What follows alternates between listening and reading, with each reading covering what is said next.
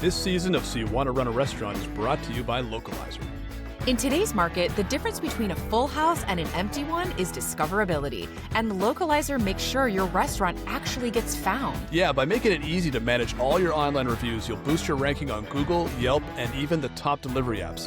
And more visibility means more customers walking through your door. Turn your great reputation into real growth. And as an added bonus, listeners of this show get a 25% off discount on your first 3 months. Learn how at localizer.com/podcast. That's LOCALYSER.com/podcast.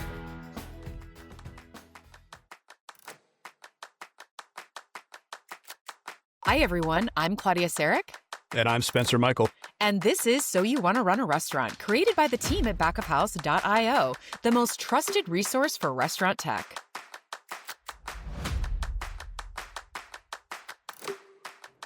Welcome, everybody. Today, we are doing the podcast on location here at the GFS Food Show in Grand Rapids, Michigan. Yes, so we've got someone with us today who's turned a passion for Mexican flavors into authentic taqueria energy and a local vibe that people don't just eat at, they absolutely love. Gustavo Fuentes of Dorados in Hudsonville, Michigan is here with us today. Yeah, this spot is a local staple, and we are excited to talk to Gustavo today about what it's like to run a community hotspot and a place that's been established in the community, as well as now opening a brand new spot. So welcome to the show, Gustavo. Thank you for being here. Thank you guys. Thank you for having me here. Yeah, so let's start with your story. Tell us, how did this all start? Where did you grow up? When did you first figure out, I love food and this is what I want to do? So I did grow up in Mexico until I was probably around 13 and a half years old. Then moving to the U.S. Honestly, restaurant business has always been in the family. I see what the rest of the cousins kind of were doing it, and I kind of liked it. I liked it every time they went back to Mexico and share with me whatever they were doing. I kind of find it interesting, and I kind of knew that's what I was gonna want to do when I grew up. So, What part of Mexico? I am from Guanajuato, Mexico. It's kind of like right in the center, north of Mexico City. If you can picture like Puerto Vallarta, it's like one of the most touristic places near where I'm living right now. Familiar. Right next to Arandas, Jalisco. That's where most of the tequila is made too, by the way. Okay. So a lot of people would know that one.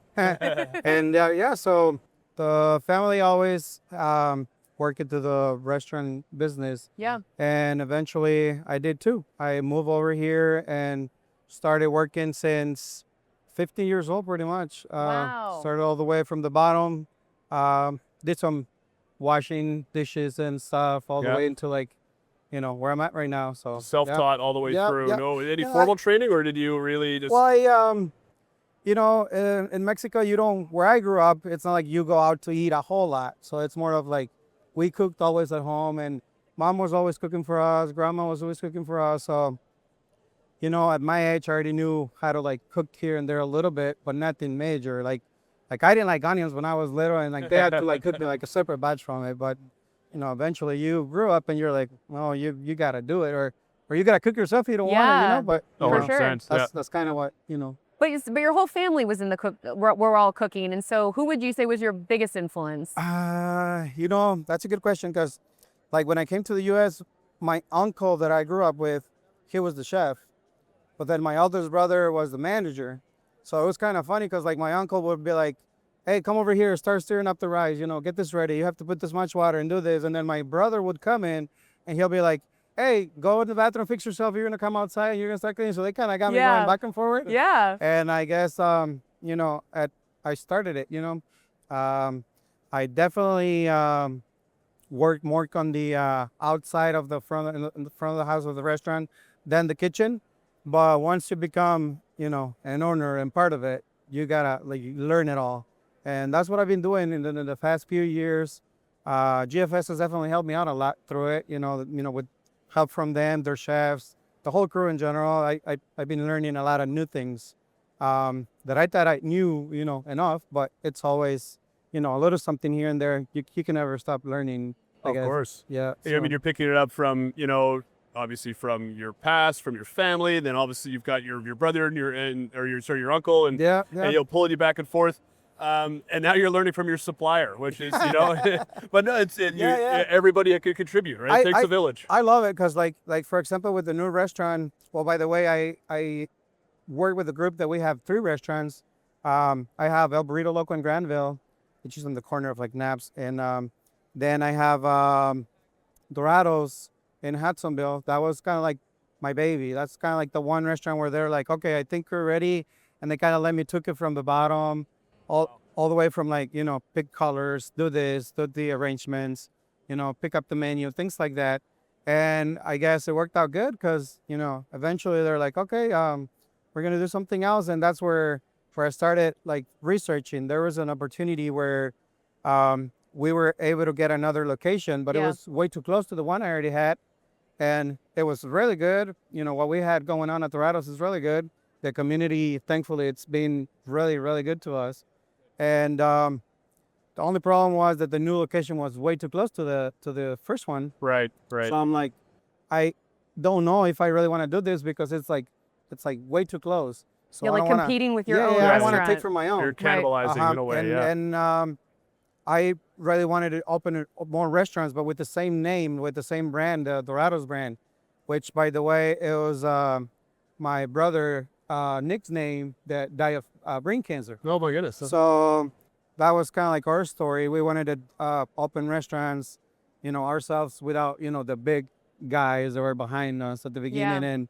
And you know, unfortunately it didn't happen because, you know, he died of like cancer or whatnot. But I wasn't sure that I wanted to open another restaurant because it wasn't going to have his name and whatnot. But being too close is kind of hard because, you know, even for like takeout and advertising and all that, people is going to get a little, you know, mixed up in there. But 100%. anyways, so we decided to go for it.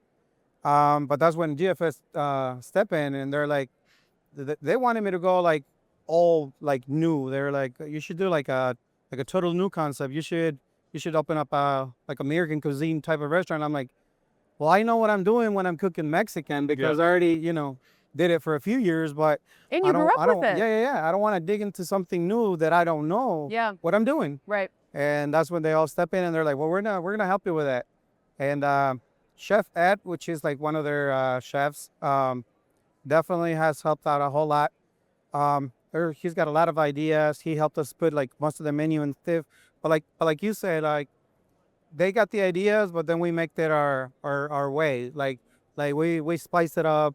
I knew, you know, to put a little more of this in there, more of this in here, and all that. So I think it's working so far. So well, that's it's obviously working because for the 100% people that don't know, his restaurant has over 1,000 reviews on Google and almost 5 stars, which is like really impressive in this day and Thank you. age. Yeah. Yeah. So Dorados, like I'd say, we've been pretty I won't call it lucky, but we're pretty blessed with what we got going on in It's there. definitely not luck. Yeah, when It's you not luck, get, it's hard work. Exactly. Yeah. And so, same with Delicias. Delicias just started back in August.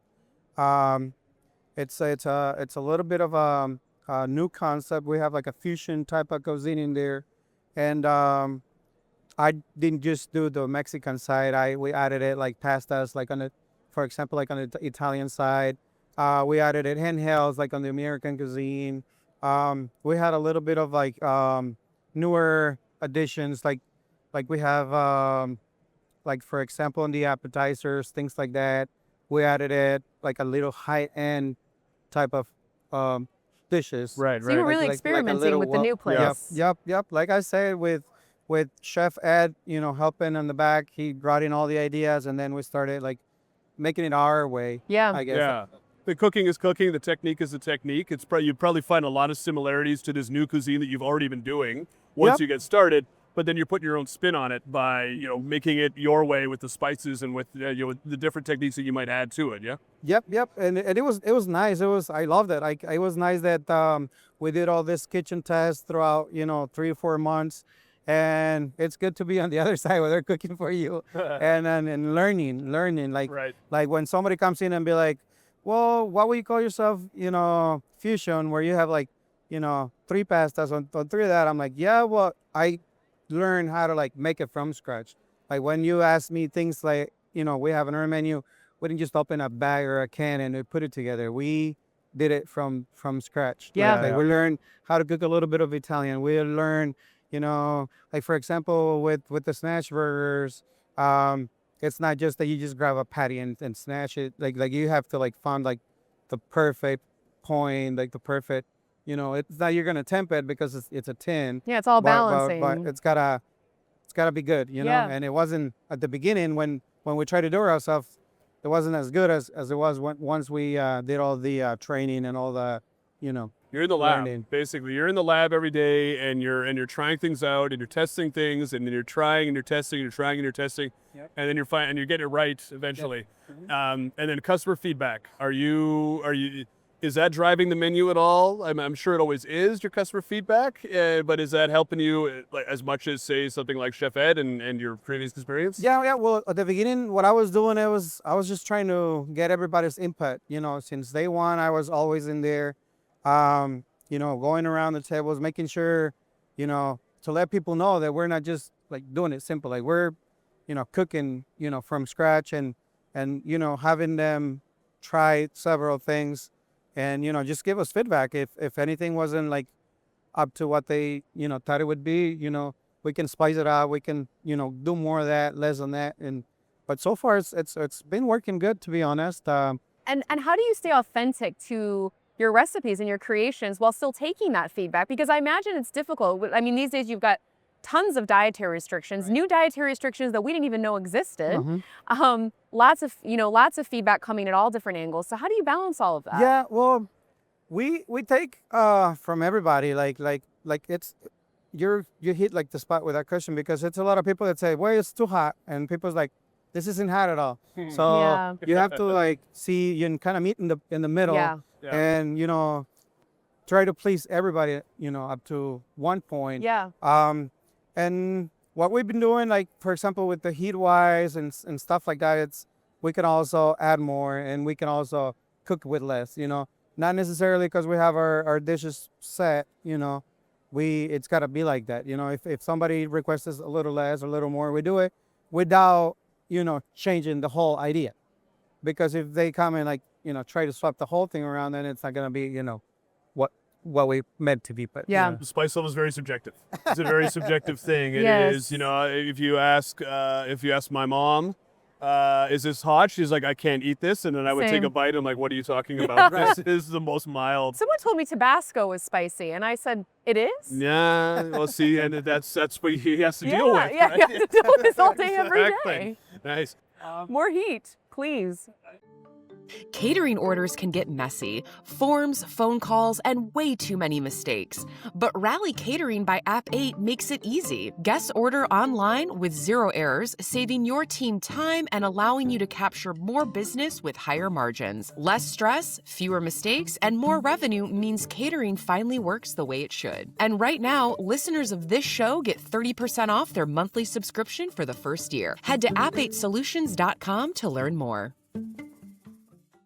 You talked about you start in the front of house. So operations-wise in the front of house, how are you providing extra? Because you don't get to that many stars on Google, and you don't get to order a second location if you're not doing both right. The food, obviously, we talked about. Let's talk about the front of house. How are you providing the steps of service, the standards, the culture up front? Yeah. So I every time since when I started like opening restaurants now in the new what would you call it?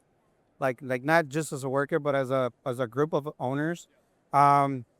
It's just about everything. It's about training, about getting them, prepared for what it's gonna come, because it's kind of hard nowadays to just hire people that's got like the good work ethic to be like in the restaurants for this many hours, and to be like paid like minimum wage or to be working in just tips and make a living out of it. Yeah.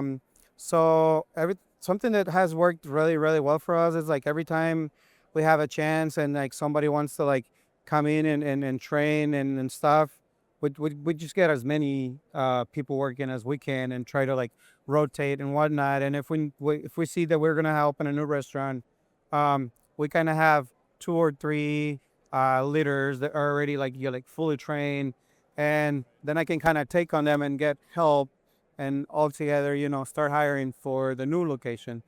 and without taking like the whole crew off of like the restaurant that's already settled. So for example, if I have like 7 servers and I know they're all, you know, well trained and they're all like, you know, good, then we can kind of split up in between both restaurants. And then in both of the restaurants, it feels like they're both starting because we have new people for both of the locations, and the other, you know, the people that's already there that's been helping, managers and you know, all those guys definitely help a whole lot. I find the days of I don't have time or money to train anymore. I need people that know what they're doing. Those days are kind of over in the restaurant business. I feel that, and you're exactly what you're saying. This is my opportunity not to train people, but also to put my stamp of culture onto the beginning and make sure that if you're going to come on board with us, there's a certain way of doing things, and we're going to get on board. I found it funny because, like, for example, when I started, like, that I wanted to be a server, there was like 3 or 4 other, you know, guys that were kind of waiting for that one spot. Because, for example, they didn't want to go back in the, you know, restaurant and wash dishes. They could start you by cleaning tables and maybe eventually serve tables, and you know, it'll get a little easier and the payment will be a little better. So nowadays you can kind of you do kind of struggle a little bit more. You kind of have to like chase the people, find them, or not chase them, but like, you know, you have to try harder Yeah. for people to even want to be in this type of like position. Yeah. Most of my servers nowadays, it's like college students. I do have a lot of college students, and I do find out that once when they try hard, they got, you know, the restaurant to help out. Like I feel like I was part of like their little beginning, or like their through like towards school. Yeah, you're part of their education. Yeah, something You're, like you're that. getting your formal education here, but yeah. we're teaching you how to, you know, greet people and talk to people and Exactly. make a living here. Yeah, I have girls that graduated and became like police officers in GR. I have another That's girl. convenient. That's good. That's good. I have another girl that graduated, and she's like going towards like medical stuff and things like that. Like, so when they come back in and they got, you know, their family, you know, they worked for me for a minute. Nowadays they're married and they have like a full, you know. Yeah. How do I call it? Like they have their jobs done. Like Yeah. after Yeah, they they got a graduated, career. their Yeah. careers. Yeah. Yeah, exactly. That's what I was looking for. It feels good that they found like I was part of it. Yeah. It feels, you know, feels good. Yeah. That's awesome. Yeah. That's fantastic. It sounds like you are, I mean, it sounds like you're very involved with the community in that way. And it sounds like even the people that are working in your restaurant are also part of the community, and they stay in the community as well. Right. How do people find you? Because you don't have a huge online presence. So, No. and I feel like everybody we come on this show, we hear about, you know, oh, you got to get on Instagram, you've got to get on TikTok, you've got to do all this. Right. But Right. I think we're growing that way. Yeah. You know, in my culture, we're more of like the hard work type of thing. Go be there, do it like you every build it day. and they will Yeah. come. And not a whole lot of like, you know, social media, but Yeah. we're getting there. We just started doing like AI advertising on the new location. Okay. They're about to start. They're gonna do a photo shoot. They're gonna do some videos, and you'll see more of the new. But you've been locations that successful without it. So I think that's the thing that I'm like, wow, your community loves you. I am. I really love the person to person. Yeah. How would I say it? Communication. Yeah. So like if you go to like my restaurants, or like if you're in Hudsonville and you ask about me or the restaurants, most likely chances are high they're gonna say, oh Yeah, yeah, they'll we know, we'll be in there. But yeah, I could say I'm a little discreet or shy, or I don't know how you'd say it in English the right way, but yeah, it's A little more like need- private. I guess I need a little bit more exposure. Well, I it don't- sounds like you're I don't getting know. it. I mean, I don't this is- know. This is how do you run, once again, so how do you run a restaurant? And, Everybody runs it you differently. got to be on TikTok. No. You forget making great food and treating your staff Yeah. well and treating them like Yeah. family and being great in the community. Right. And giving great hospitality. No, it'll never work. Yeah, That's that'll still- never work. Obviously, this is incredible. Like the Yeah. fact that you're growing it organically, and all of a sudden you've got these online reviews where people would kill for, and they feel they need to do all these different strategies for, and really you're doing it with the fundamentals, the basics of Yeah. good food and good hospitality. Yeah, nowadays I think I do need to get a little bit more in the social media side, because it's what's happening. You know, it's what's popular. So we'll get there. Yeah. So when did you open up your latest concept? We opened back in August. Okay. Back in August, we did our grand opening in August. We did have like a slow, soft opening type of thing where again, Gordon's was really good to us, and Chef Ed was at the restaurant. We fired up the whole menu, and even things like that are new to me. Like, you know, back in the days, I wouldn't want to have anybody touching my recipes or telling me you should put this in there, you should do that. I was like, no, I'm just gonna copy paste it. It worked in the past, it's gonna work in the future. Right. But even that, I felt like I wanted to do something a little bit more, Yeah. you know, newer or like risky. Yeah. Know. Nice. I think that's good advice though for other operators too, because I think that there's a lesson there of I started it off this way, and like don't be too hardlined about it. Like continue learning, continue iterating, take the feedback, you know, within reason. You don't want to overhaul your entire concept. Right. Although here again, you kind of did with your Yeah, second concept. and somehow it's going to work. Yeah, somehow it's going to work. Keep That's all going. right. But yeah. So what does success look like for you in 5 years? Man, I hope I have a few more restaurants. You know, I hope, I don't know, the economy, it's kind of like up and down these days with everything that's going on. But like I say, again, Hudson Bay has treated me so well, and I am not even scared that I'm going to, you know, run out of business and whatnot. Yeah. But there is more, you know, my partners do own restaurants in a few different states, and I look up to them, you know. I want to be them sometime. But I kind of, you know, wanted to take it easy. I want to slow down a little bit too. I have a wife and 2 daughters. And when you're in the restaurant business, it's kind of hard to be there. If you're either at How the old restaurant. are your daughters? My oldest, it's soon to be 15, so I have a Okay. quinceañera in the next month. Yeah. My youngest one, it's 11. Okay. But yeah, you wake up sometimes and they're at the school. I used to pick up my kids at like 3 o'clock when I get on like a little break time. Mm-hmm. Now I can because they get out a little earlier, but sometimes you get home and they're not awake anymore. So Right. Yeah. that's the hard part. You got to balance that out. You're going to try to balance that out. Yeah. We hear that a lot. Yeah. Technology decisions can make or break a restaurant. That's why restaurants turn to Back of House, your guide to smarter tech strategy. From point-of-sale systems to online ordering, labor tools, and guest engagement platforms, Back of House helps you cut through the noise with expert insights, comparisons, and best practices. Don't just buy tech, build a strategy that grows your business. Visit backofhouse.io and get the clarity you need to choose the right tools for your restaurant.